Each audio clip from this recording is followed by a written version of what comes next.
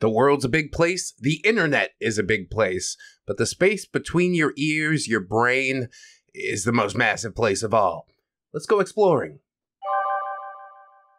Hey there, friend. Welcome back to ReddX. Today we are doing a little bit of science, checking out the Erowid vault and some trip experiences. ReddX Industries lawyers have informed me that I should remind you all that we do not condone this in any way. This is simply for research purposes. Now let's go ahead and get on into it. Our first story of the day is called This Is Fine by Dragon Slayer Velswin. And I'm sure it's gonna go fine because it's right in the title. This is fine.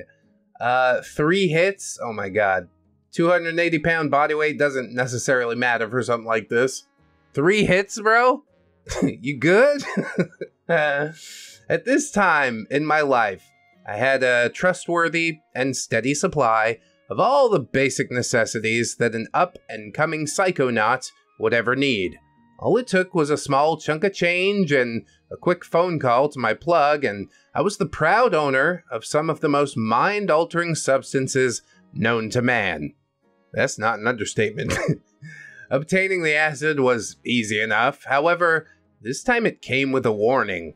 My dealer told me that this was some of the strongest acid that he had ever tried. He then told me that the blotters were double-dosed. Being somewhat experienced, or so I thought, I thanked him for his time and shrugged off his suggestion for taking a smaller dose to start off with. And apparently OP was 18 at the time of this experience, so all of that tracks. Nah, you don't know what you're talking about, bro. I can handle it, man. Okay. After I made the purchase, I made my way over to my friend's apartment. I'll call him C for anonymity and simplicity's sake. I always hate this first initial thing for I'm gonna call C Chris, okay? That's easier for me to remember. So once I arrived at Chris's apartment, I greeted my other friend, Dan, and sat on the couch. The plan was to wait for Chris to get off work so that the 3 of us could trip together.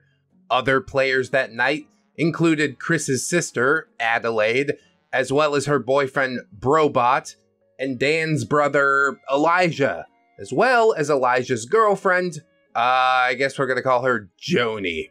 Joni loves Chachi! However, Dan and I were the only ones at the apartment at this time. So after about an hour of playing video games, Elijah and Joni arrived at the apartment and informed us that Chris wouldn't be getting back home until late into the evening because he had to stay late at work. So Dan and I decided to dose early. Well, that's rude, isn't it? It's his house. How can you come over and do drugs at his house when he's not even there? All right, whatever. If he's cool, I'm cool, I guess. We both dropped 3 blotters under each of our tongues and sat back to wait for the effects to kick in. 3, bro. You were told it's super strong double dosing and you decide to do 3? You're gonna deserve whatever comes next, I'll tell you that. While I had tripped several times on acid prior to this, Dan had only done it twice at this point.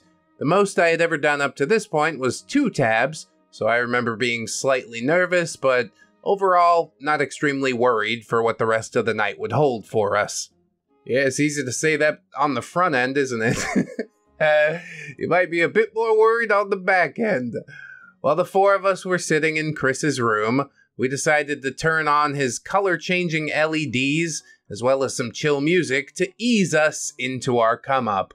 The first thing that I noticed was the tapestry on the wall.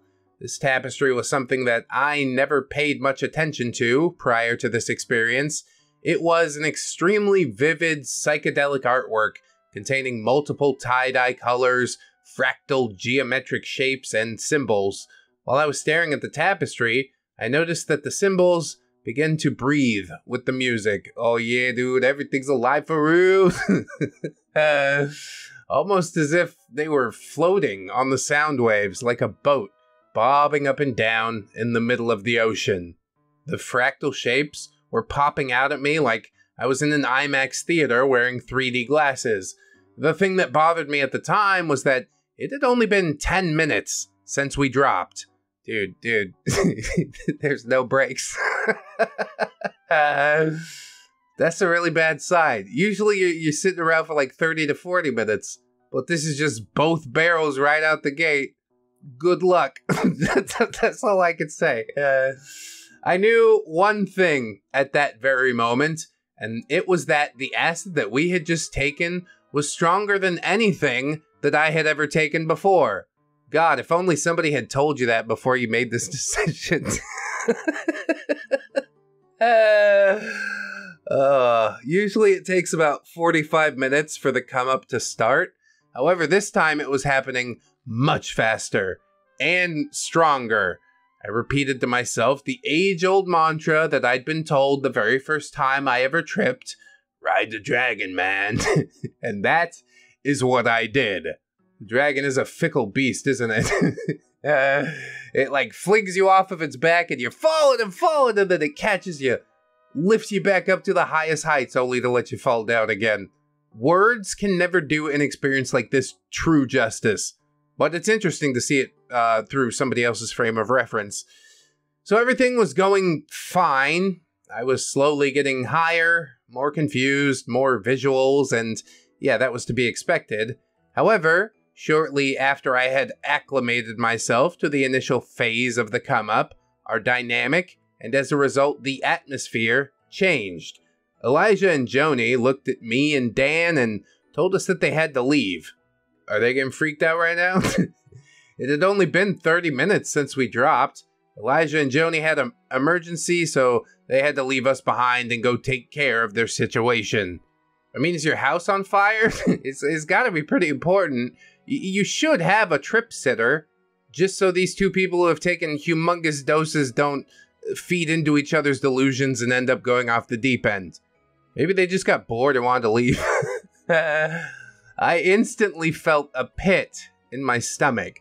I had been told only a few minutes prior to this that Chris and Adelaide would not be off work until 10 o'clock that evening, which meant that Dan and I would have to be by ourselves for the next 4 hours until they got home. This is karma, bro. Decided to trip in his house without him. Okay, have fun. Obviously turns out okay, right? OP did write this trip report, right? The time it took for Elijah and Joni to pack their belongings and leave was about 2 minutes. However, to me, it felt like an hour had passed. And then they were gone. And it felt like it happened instantaneously.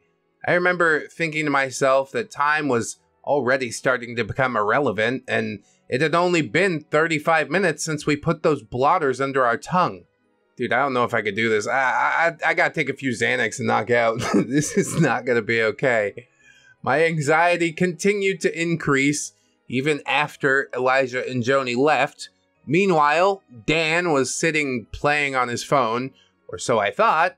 I found out later that he was attempting to Snapchat his girlfriend at the time with very little success. Yeah, technology is hard. My whole brain is altered and I don't know how this thing works anymore. I've experienced it. I asked Dan if I could change the music since he was playing it on his phone. He obliged and handed me the phone so I could change the song. My visuals were so intense at this point that nothing in the room looked familiar.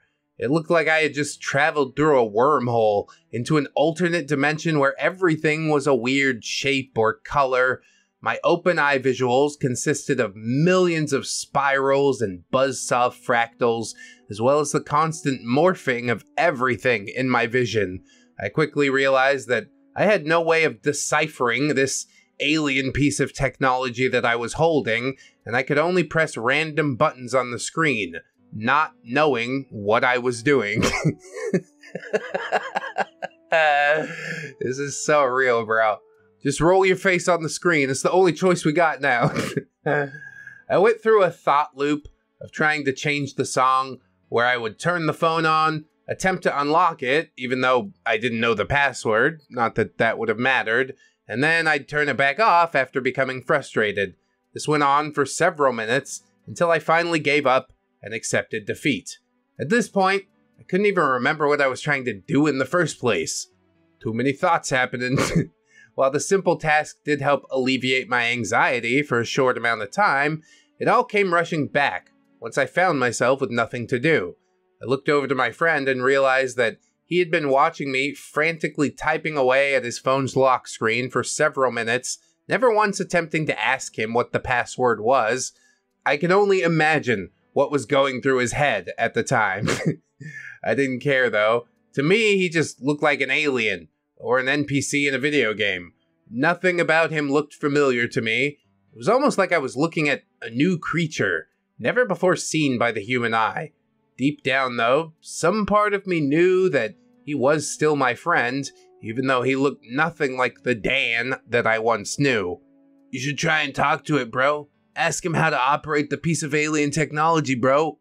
He's not having a much easier time with it. Barely remembering how to speak English, I asked Dan how he was doing, and he replied with, to this day, the most terrifying thing that anyone has ever said to me in my entire life. He replied, "This is fine." Are you sure? Are you sure about that? You're not struggling at all?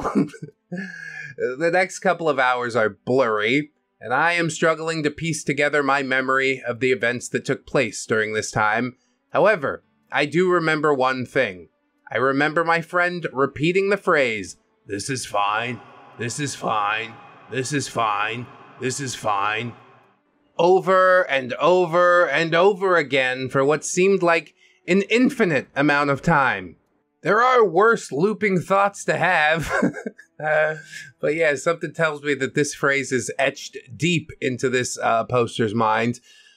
At first, it was an annoyance, but then it developed into anxiety and then a full-blown panic attack. I was so high that the words held no meaning to me, however. Just the sound of his voice and the utterance of that phrase were driving me to insanity. My visuals were so overwhelmingly intense that I couldn't even see what was right in front of me. However, they were moving in sync to his voice and his repetition of the phrase, "This is fine, this is fine." God. It might be comforting at first, but after the millionth time, yeah, you just kind of wanted to stop. I attempted to escape and fled to the living room. Somehow I remembered that the TV existed, and I turned on the TV in the living room to drown out the noise of my friend. However, it was short-lived, as Dan entered the living room to be near me. I think he was just as freaked out, if not more, than I was at the time, but I couldn't handle what he was saying to me. I turned the volume on the TV to max and tried to focus on what was going on, but everything on the TV looked just as foreign and alien as the world around me. Still, through the blaring sound of the TV, I could hear my friend screaming at the top of his lungs, "This is fine! This is fine!" This went on for a few minutes, till I finally snapped and ran into the bathroom for some respite. After getting lost in my own eyes and thoughts in the mirror, I decided to take a shower. Dude, never look at your own face while you're tripping in the mirror. I saw myself, die. I saw what I would look like if I was dead in the mirror. Really freaked me the hell out. But yeah, shower's good. For my entire life, hot showers have always calmed me down when I'm having an anxiety attack. And the feeling of the warm water over my face helped a little bit, but I could still faintly hear my friend in the background repeating the same phrase. At this point, I couldn't understand English, so he could have been saying anything. But deep down, I knew that he was still repeating the same thing over and over again. Is he actually, or is it within your own brain? Psychedelics are messed up, man. I remember looking at the falling droplets of water and being able to control and predict their paths of movement with my mind. My memory is fuzzy, but I believed that I could control the temperature of the water with my mind as well. Almost as if I had some slight form of telekinesis. I dried off and re-entered the living room after my shower, only to find Dan in the same spot I had left him. He was still repeating the phrase, however, this time his mouth wasn't moving. He was staring at me with cold, dead eyes. And in my head, I heard the phrase, "This is fine, this is fine, this is fine," over and over still. Oh, you're giving me goosebumps. It's crazy. I told you to take it easy with that stuff, man. You just didn't want to listen. This truly has to be the most existential dread that I've ever experienced in my entire life. Since this experience, I've had conversations with DMT jesters and aliens, met the mushroom gods on multiple occasions. However, seeing my friend communicate to me with his mind while staring into my soul was truly more terrifying than anything else that I've experienced. I mean, one of these trips has to take the title for the scariest, right?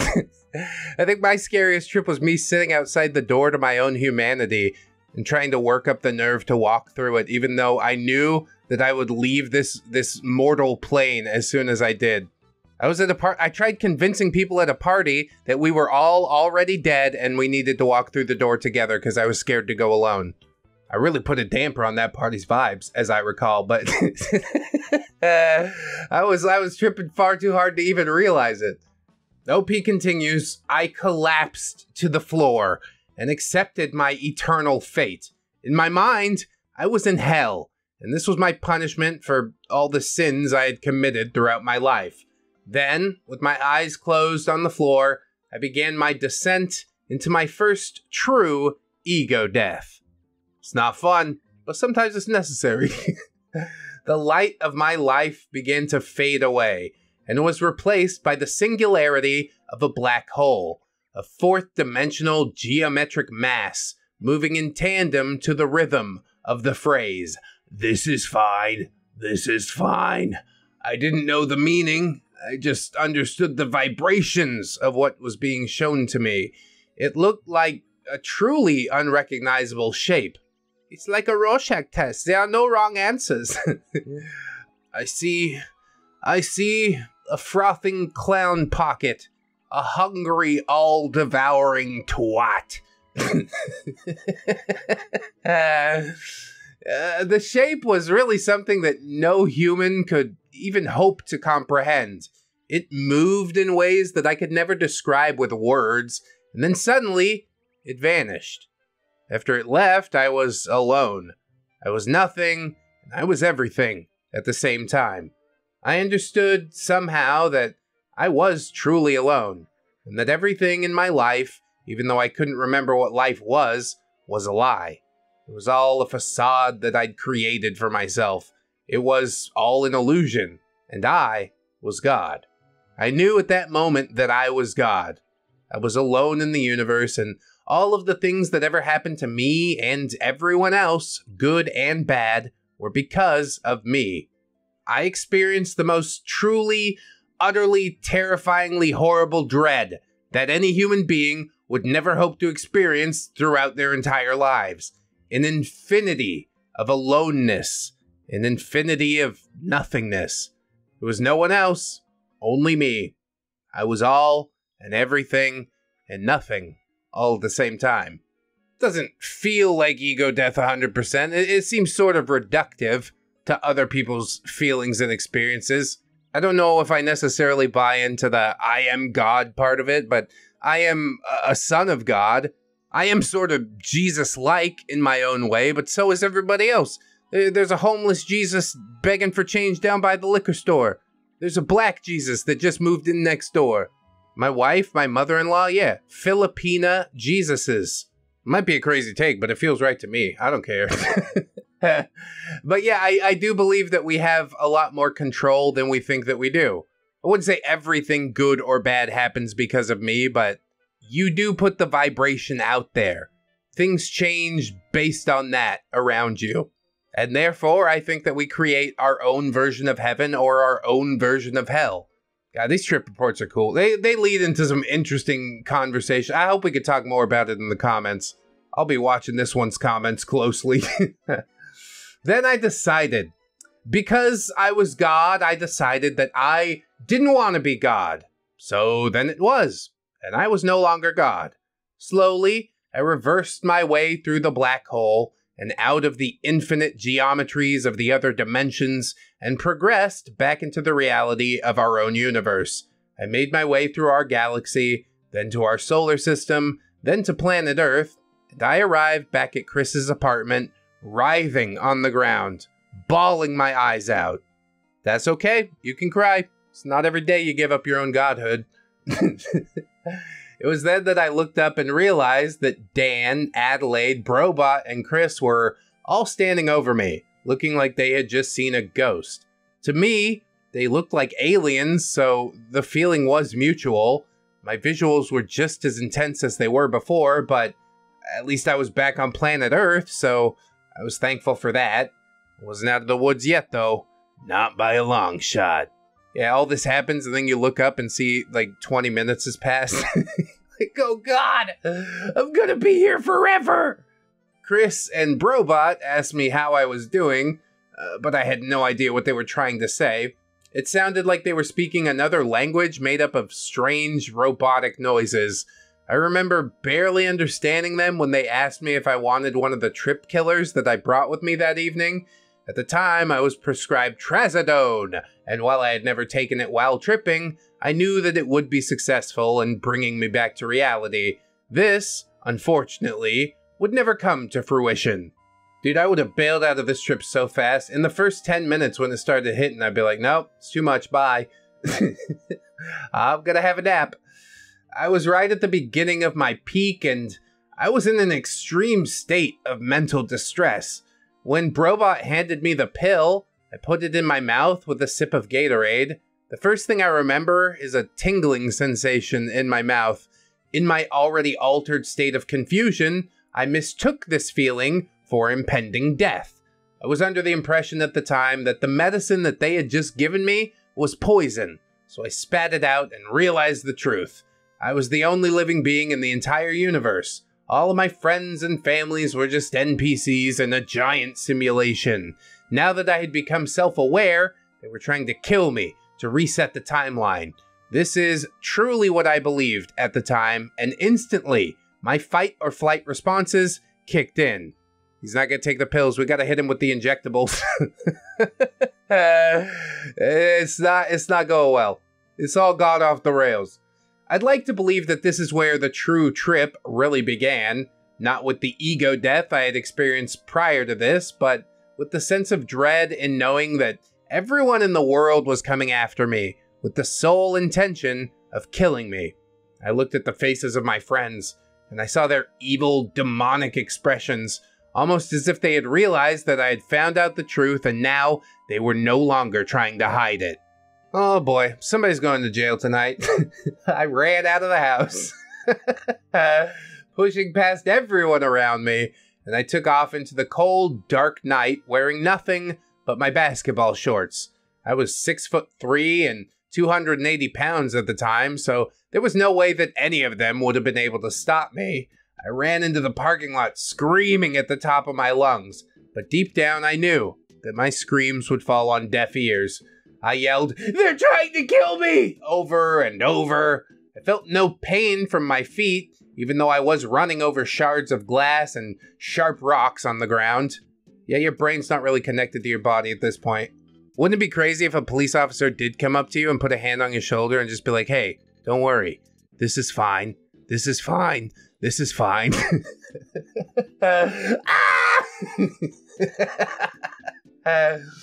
They chased me all the way across the parking lot, and I felt like I was truly in a survival horror movie.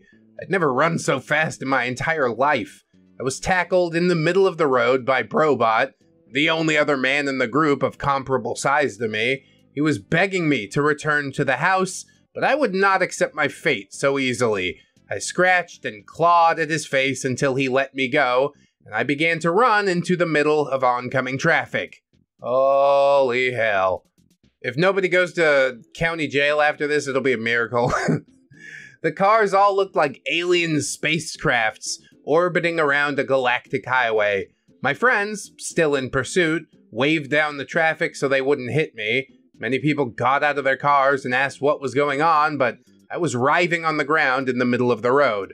I assume many people called the police and paramedics, but I didn't stick around long enough to find out. Yeah, at least that's one good idea that you've had this evening. I did, however, find out later that my friends maintained their story to anyone that asked, telling them that I was schizophrenic and suffering from a severe mental outburst. It's not a complete untruth, I guess. I ran out of the road and back into the apartment complex, where I was met with Adelaide, Chris's sister. I fell to the ground and assumed the meditative position that I see most Buddha statues in. In my head, I was the one true entity. I was God, and my powers were returning to me. I began speaking in tongues and channeling the power that I had long forgotten so I could evade those who were pursuing me. Adelaide slowly approached me, trying to calm me down, but as soon as she got close enough to touch me, I sprang out like a stray cat and ran in the other direction. I knew that I was the fastest being in the universe, and I ran into the forest surrounding Chris's apartment. We can't catch him. He's the fastest kid alive.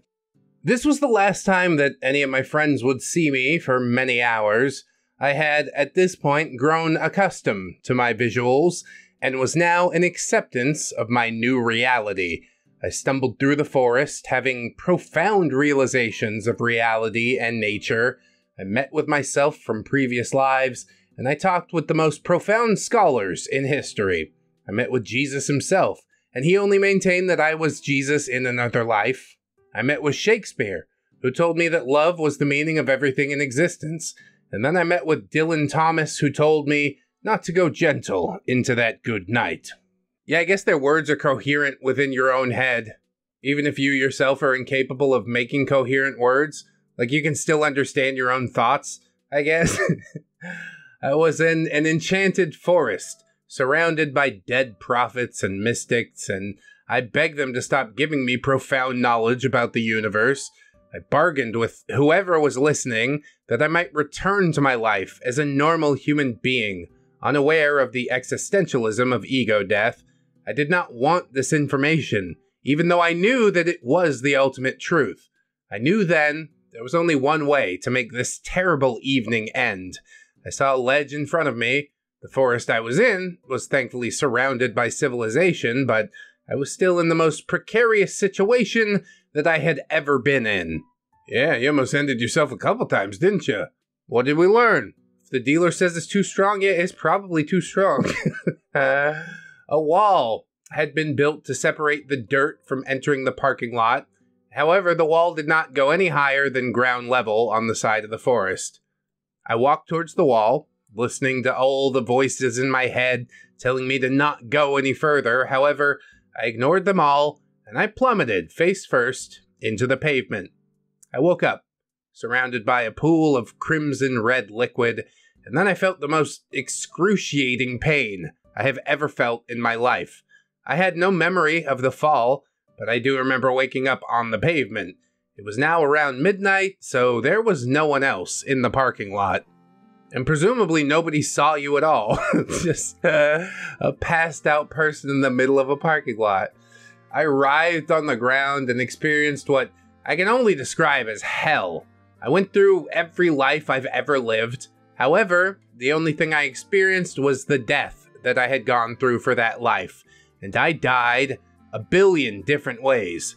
Even though it was only a hallucination, I felt the pain of being burned alive and crucified on a cross. I felt the pain of starving to death and being shot in the back or stabbed. This went on for eternity, and it felt more real than reality itself. I'm not sure how long I was on that pavement, but I remember seeing Jesus standing over me.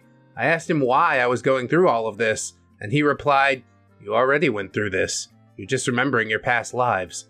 In order to truly appreciate the life you're living now, you have to understand the suffering of those who came before you."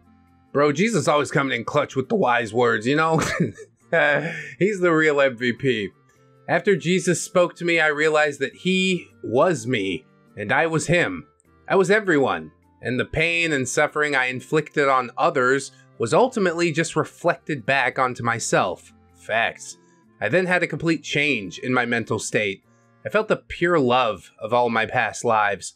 I experienced all of the relationships I had developed with myself over the millions of years, and the pure love of the universe.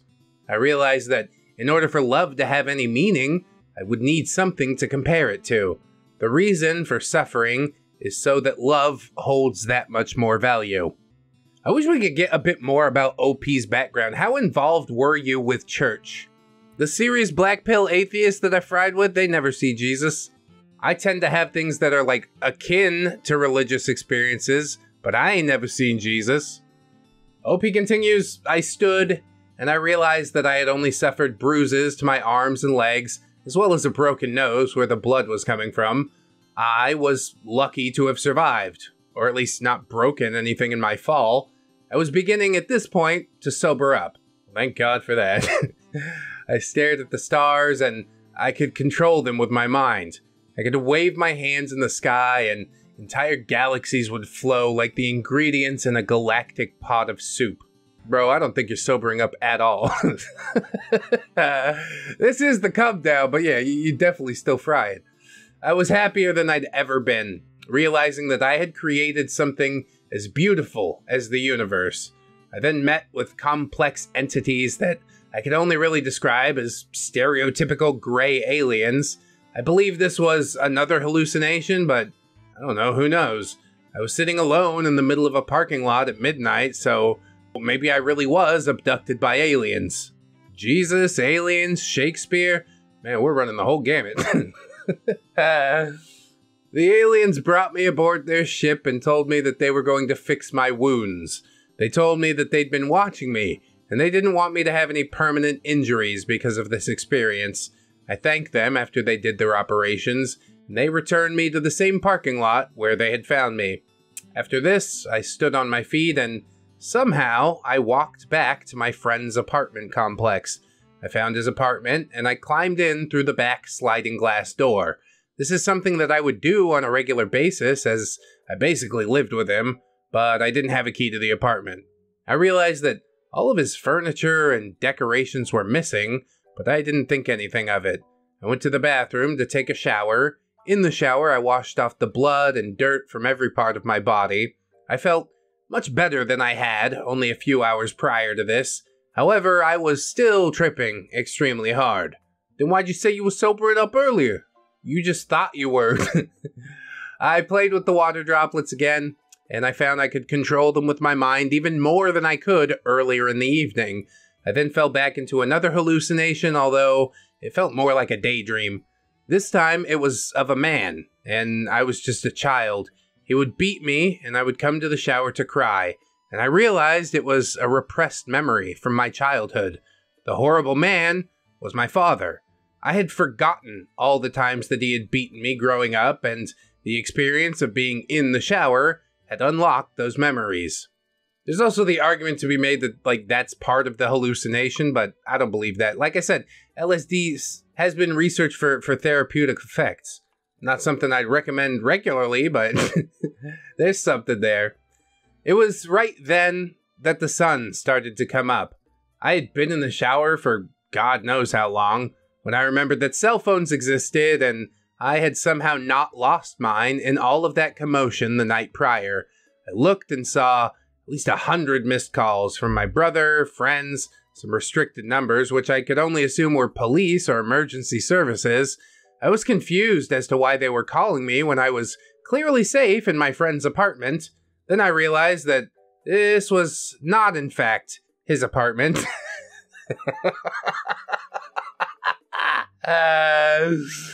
Oh boy. LSD is a hell of a drug. I was just in a random apartment that happened to be unlocked. I freaked out and got dressed, still sopping wet because I didn't have a towel, and I ran out of the apartment. Luckily, it was an empty apartment, probably one that had a showing the next day, considering the brochures sitting on the kitchen counter. I ran all the way back to my friend's apartment and knocked on the door. He opened and nearly cried when he saw me. My friends at the time were closer to me than my actual family, with the exclusion of my brother, so they were all extremely relieved to see me. I went inside and gave all of them hugs and apologized profusely. I was still tripping, but the effects were considerably mellow compared to what they had been before. I had been tripping for 15 hours. God damn. Yeah, that's on the long end. I was ready to sleep, so Chris let me change into an extra set of clothes he had, hopefully not the sweatpants, and let me sleep in his bed for the next 8 hours.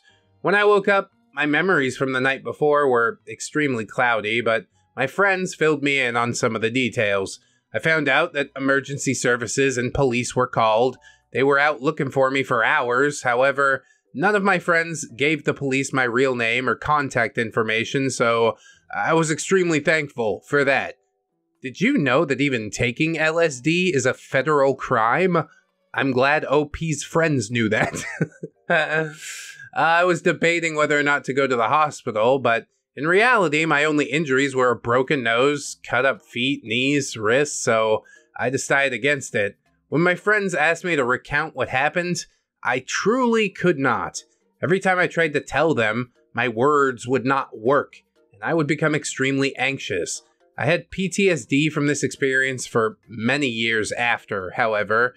In the past year, I've been able to work through what I had learned, and I now view it as having a positive impact on my life. I couldn't even begin to imagine, let me tell you. This is absolutely some of the wildest stuff. I don't even understand how you made it through. You got the luck of the devil, OP. That's what I'll say. A very entertaining story, but I want to get into one more, so let's do that right now. The furthest away from home I've ever been. LSD and cannabis by reverse ping pong. I had my first experience with a psychedelic drug, LSD, 3 days ago. I've now decided to write a report from my experiences. There are two main reasons that I do so. Firstly, I feel that I need to do it in order to better relate to my experience and make better sense of it. Secondly, I want to be able to remember this trip in the future. I also want to share my trip with others in case someone might have fun reading it or even find something useful. Yes, fun things do happen. After the fun things have been happening for 12 hours, they sort of aren't as fun anymore. But from a third-person perspective, I probably will enjoy this. That's why I decided to dive in. So I had been planning this for a long time. About 6 years, to be precise. Wow. Actually, it was the time that I first got the idea of trying psychedelics. As the moment passed, I never got around to it until years later, when I happened to read a book by Albert Hofmann, the father of LSD, and I was instantly hooked again, and I started looking for LSD in order to experiment with it. I've never been a drug user. A few hits of cannabis is the most that I've ever done. I'm a fairly heavy drinker though, so I certainly don't patronize myself on that front. I don't think there's any comparison that you could really make that would be similar to LSD. It really is its own animal, you know? OP then poses the question, why LSD then? The idea about expanding my mind and perceiving the world from another angle became very attractive to me. Not that I wanted to escape reality. I live in a rather nice, albeit sometimes stressful life, and I was just curious about what else is there, I guess. You don't really need to justify your reasons. I think the first time I ever took it, it literally was just to see what it's like. But I did discover some amazing, magical, terrifying things. Outer space, screw it. I want to explore inner space. Not anymore though, I'm a little too old these days. OP continues, I spent a lot of time reading other people's trip reports and gathering information about this drug that I was about to take. It's very smart.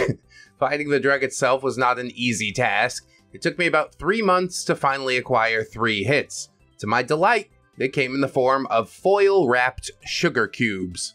3 hits? You sure you're gonna need all that? I don't know if we're actually trying to go to the moon here. But yes, finding this particular substance is exceedingly difficult. The guy I knew that used to sell it a decade or so ago, he's fallen off the face of the earth. He did a little bit too much, I think. Sort of lost his grip on reality. It's really sad. So yes, always in moderation, if at all.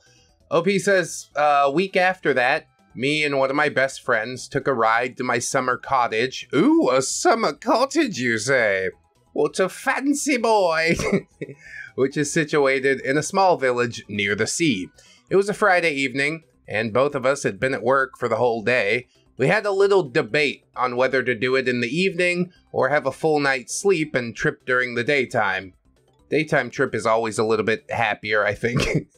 Finally, we decided to do it right away in order to leave us a little more time for recovery.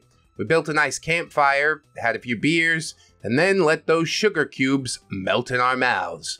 We listened to some mellow music and talked about anything that came to mind. The night was dark and pretty typical for autumn, windy with the occasional few drops of rain. That didn't bother us in the slightest since we had this awesome campfire to warm ourselves with. You're certainly painting a picture. Not necessarily a place I'd choose to trip, but it'll probably get interesting at the very least. About an hour after taking the cubes, we started to feel a little bit, funky. The music started to feel really good. And did I tell you that we had some orange juice to go with our trip? Oh my god. I never tasted anything so good in my life. The taste was so full, and it resonated with all of our taste buds. When we had our first sip, me and my friend looked at each other in the eyes and just started laughing in unison, as we knew something was up. A little bit after that, I noticed the color of our campfire was almost white. As we admired it, we thought that we had built the greatest campfire ever. It was just so beautiful. At one point, we were a bit startled as the music started to feel like it was all around us. We quickly realized that it was actually locusts that started singing to the tune of our music. Hell yeah, bro, the entire world's coming together, being connected. Actually, it's been connected the whole time. You just couldn't see it because you were distracted by all this other stuff. It's a lot of fun. It's a lot of fun. About 2 hours into the trip, we were both very happy and calm. Occasionally, we would remark on something around us that seemed a little bit unusual. In one moment, when we let our campfire burn a bit low, we were startled by a huge spotlight lighting up from behind us. When we looked around behind ourselves, we saw that it was just the usual lamp that we have on our patio. That lamp doesn't burn very bright at all, but we perceived it as a huge spotlight behind us. Ah, jeeps, fellas, it's the fuzz. Let's get out of here. We gotta skedaddle. We quickly built the fire up again, and the spotlight faded a little bit. A little bit after that, I stood up and started looking at the grass that was moving in the wind. It took about 5 seconds for fantastic patterns to emerge in that grass. It felt like the ground was breathing, and it was amazing. Dude, everything is breathing. About 3 hours into the trip, we started to feel like the trip was about to end. Oh no, you're just getting started, man. You can usually buckle in for like 6 to 15 hours. 12 is about what I settle myself in for. Where did you get this stuff? Are you sure it's legit? I gave OP credit for doing his homework. I don't know if he actually did all of his homework. So maybe it was because I had put on some music that was too energetic instead of the mellow vibes that we had before. Anyway, I decided to switch back to the mellow music, and me and my friend smoked a little cannabis. About 5 minutes later, we were both watching the grass again as it started to move. We were just looking at it, mesmerized, when all of a sudden I felt like my head grew a few pounds heavier, and I decided to sit down by the fire again.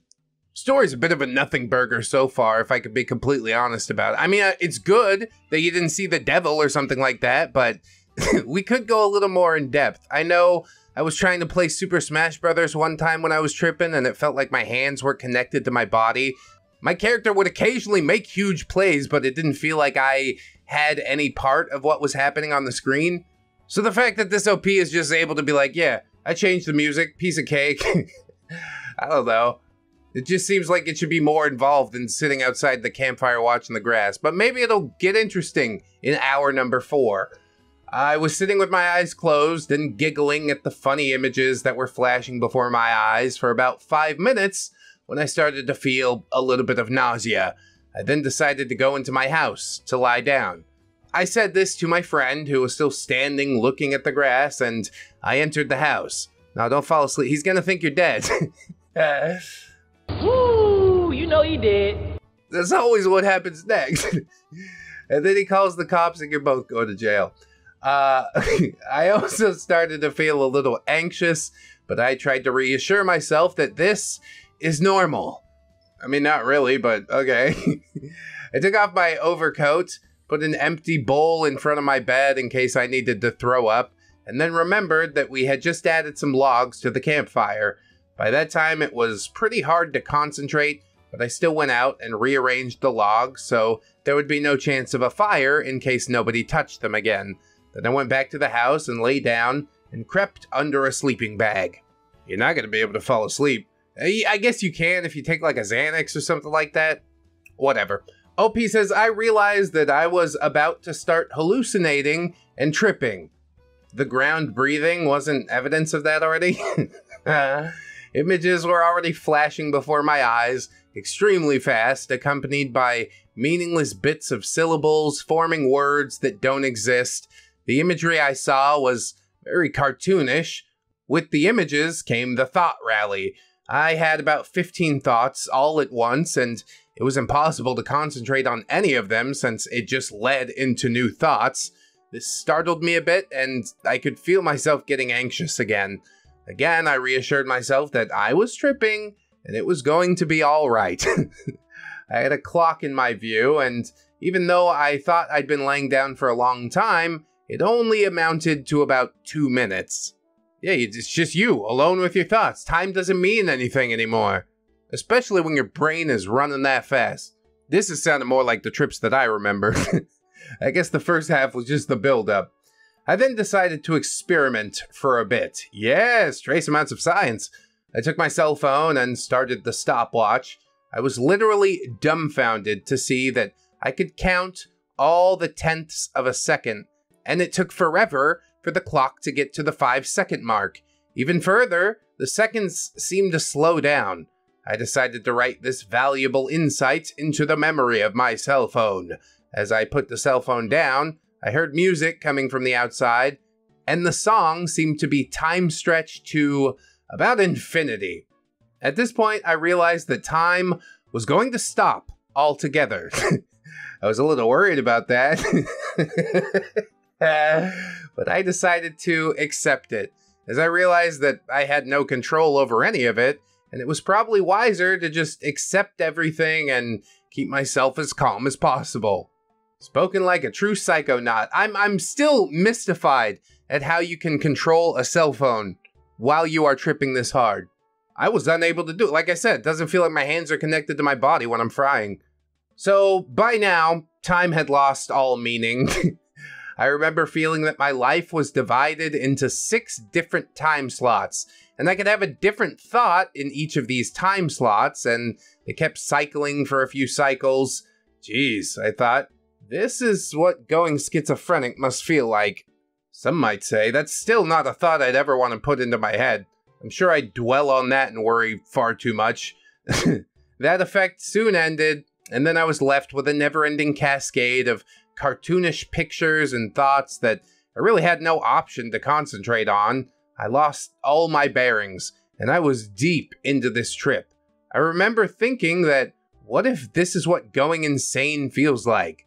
I'm gonna need you to stop thinking that thought. What if that's the thought that decides to loop itself through the whole trip? This is what going insane feels like. This is what going insane feels like. This is what going insane feels like. Maybe that is what going insane feels like. Again, I chose to just accept everything and deal with the possible insanity once the trip was over.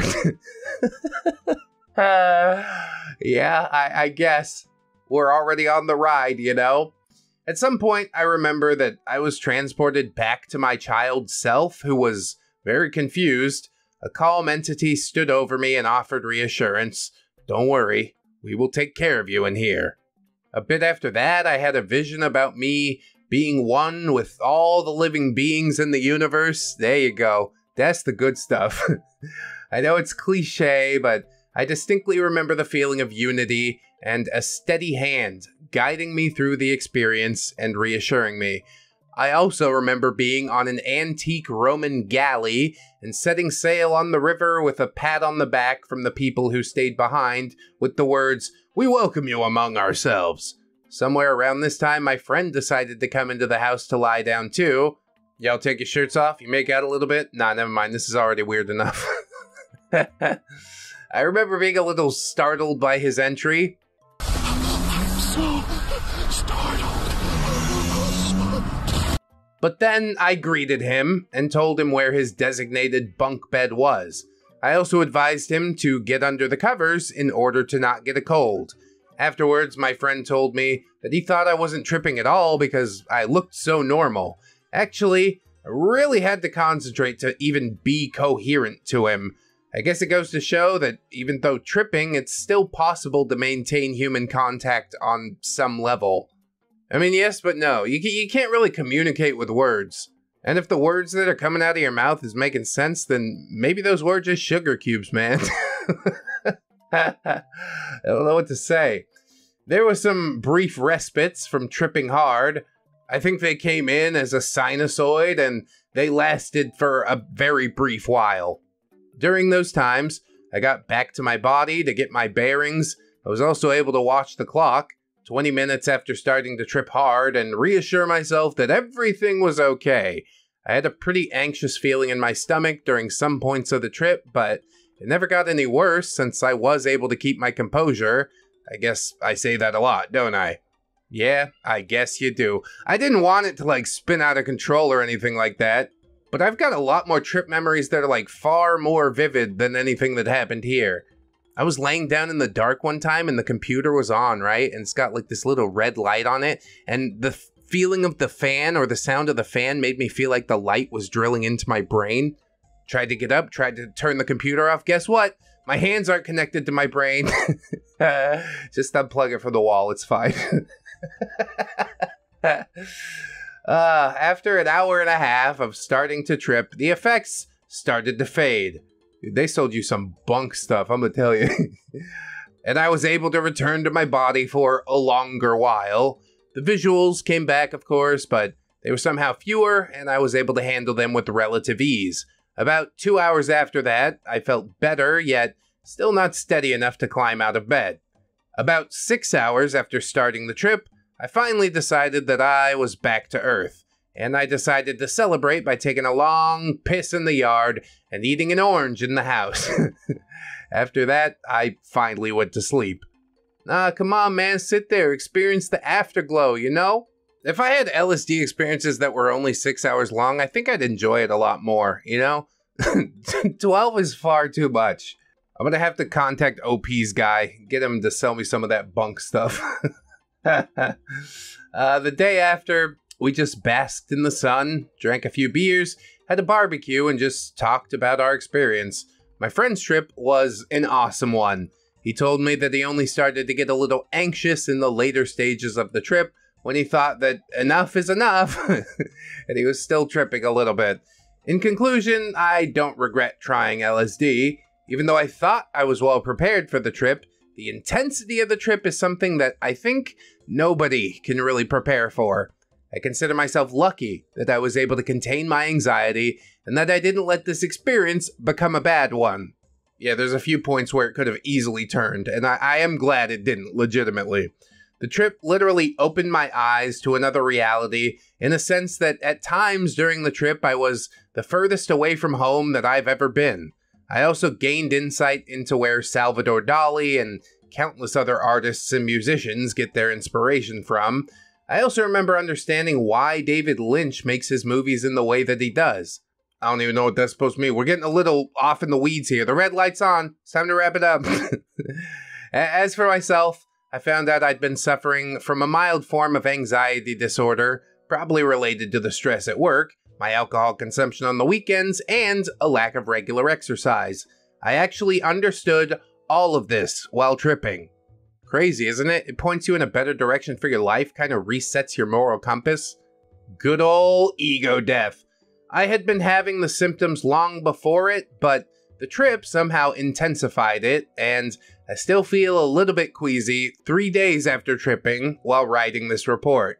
It isn't anything too bad, and I will most likely be able to cure myself of this problem. However, it goes to show that LSD is not to be taken lightly. Yeah, I mean, it's serious stuff, but there are some therapeutic qualities to it. I know it was studied for at least a little while. The problem is, once the trip is over, you go back to doing the stupid, normal human things. That's why we gotta start microdosing, bro. Would I ever do it again? I'm not sure at this point. Oh, come on, you only been queasy for 3 days. Little hair of the dog? You got 3 of those things, you only took 2. I definitely wouldn't do it again in the near future, but maybe in a couple years? Who knows?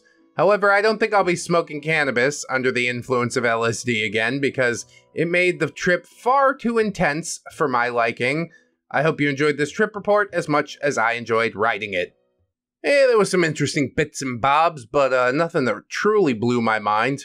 Let me know how you guys felt about it in the comments. If you would like to experience a bad fan fiction reading so bad that it'll make you feel like you're losing your grip on reality, we've got My Immortal playlist right here. Always remember, friends, you are loved, you are worthy, you definitely deserve it, and I shall see you in the next one. So until then, bye-bye. It's only worth it if you work for it. I won't stop till they hear me now. I won't stop till I wear the crown.